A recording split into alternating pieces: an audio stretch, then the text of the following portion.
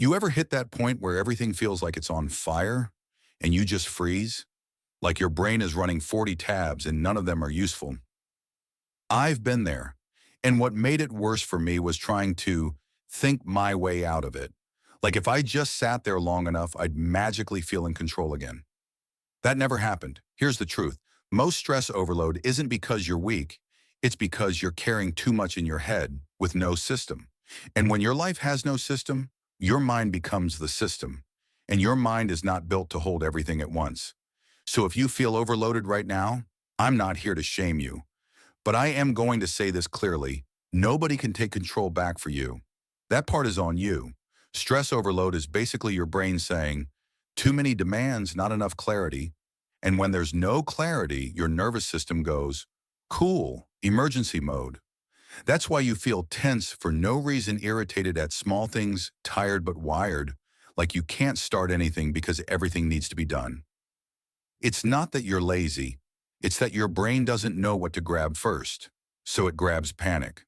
This is where Stoicism becomes real, not quotes. Stoic rule, control the controllable, not everything, not outcomes, not people, just the next step you can actually do. Because control isn't a feeling, control is a behavior. And when you take one controlled action, your brain starts to calm down because it finally has evidence.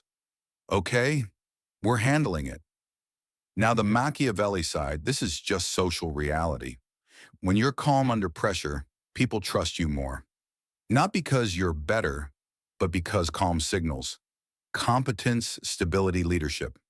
And when you look scattered, people don't just feel bad for you. They start adjusting how they deal with you. They rush you, they talk over you, they give you less responsibility, or they dump more on you because you don't push back. So this isn't only about inner peace. It's also about how you show up in the world. So here's what I use when I feel that everything is too much wave. This is the 60-second reset. Write this. The next controllable action is underscore, underscore, underscore. Not fix my life, not catch up on everything, just the next action. Examples. Send that email, pay the minimum on that bill, schedule the appointment, clean the table so I can work, write the first 3 lines. Your nervous system calms down when the target becomes specific.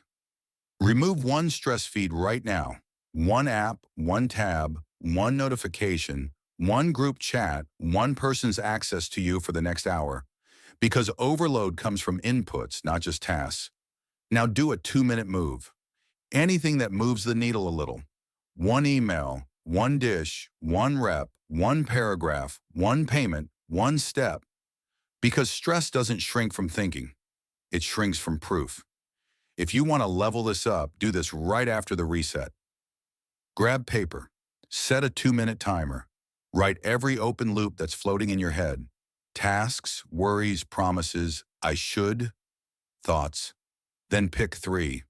The one that affects your money, the one that affects your sleep, the one that affects your relationships/respect. That's your real priority list. Everything else is background noise. A lot of stress overload is just weak boundaries, not because you're a pushover, because you never learned the skill. Try these lines. I can't do that today. I can do it tomorrow. I'll reply at 3. I'm not available tonight. Put it in writing. Those aren't aggressive. They're clear. And clear men get respected more than nice men who resent everybody. If you're serious, do this for 7 days. One 60-second reset daily, one 2-minute open loop dump daily, one boundary spoken daily. That's it. You're building the habit of control. And once control becomes a habit, stress becomes manageable. If this hit you, save it. Because the next time your brain starts screaming too much, you'll need a script, not a pep talk. Subscribe for more.